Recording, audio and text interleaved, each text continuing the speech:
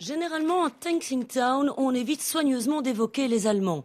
Mais comment aborder l'horreur de la guerre 40-45 en omettant les belligérants? Le GBRHM ne peut le concevoir. Son objectif, c'est avant tout de donner une vérité historique. François-Xavier Jourdens est historien. C'est son expérience d'enseignant qui lui a donné l'idée de réaliser cette pièce de théâtre gigantesque.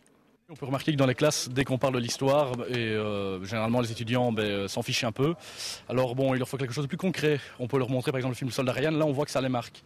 Alors l'idée a fait son chemin, plusieurs copains, d'organiser ce grand spectacle avec un travail dans les écoles, soit en amont, soit en aval, afin de les intéresser à notre histoire, quoi. Tout cela évidemment parce que celui qui connaît son histoire, il gère son avenir. Tous les figurants sont des bénévoles passionnés d'histoire. Ils représentent les civils, mais aussi tous les soldats du conflit, britanniques, américains, allemands, belges et français. Facile de trouver les costumes? Écoutez, au niveau américain, au niveau allemand, c'est reproduit en milliers d'exemplaires, donc en Asie, il n'y a aucun souci.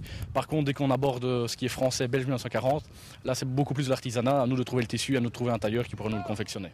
Colonne de déportés, marché noir et combat. Pendant 1 heure, la centaine de figurants du GBRHM fait revivre cette période noire de notre pays avec un maximum d'authenticité. Personnellement, mon but, et je pense aussi l'association, c'est de pouvoir offrir au public un musée vivant.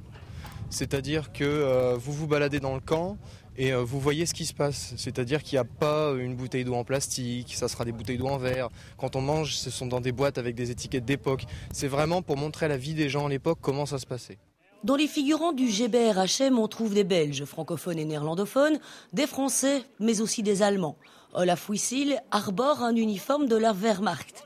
Un acte qui était difficile à poser pour lui et ses compatriotes. Ils se sont avant tout assurés que cette reconstitution avait un but historique et non politique. Ah oui, bien sûr, c'est difficile et on y a réfléchi beaucoup, mais on a décidé un jour que c'était mieux que nous, Allemands, avec notre histoire allemande, de le faire. Personne d'autre que nous ne connaît mieux notre passé et comment nous l'avons vécu. Le point d'orgue de la reconstitution, c'est l'arrivée des chars US dans les champs de Mévin. À grand renfort d'effets pyrotechniques, Américains et Allemands s'affrontent avec un certain réalisme. C'est une manière de faire découvrir aux enfants ce que c'était la guerre? J'espère bien qu'il ne la verra pas.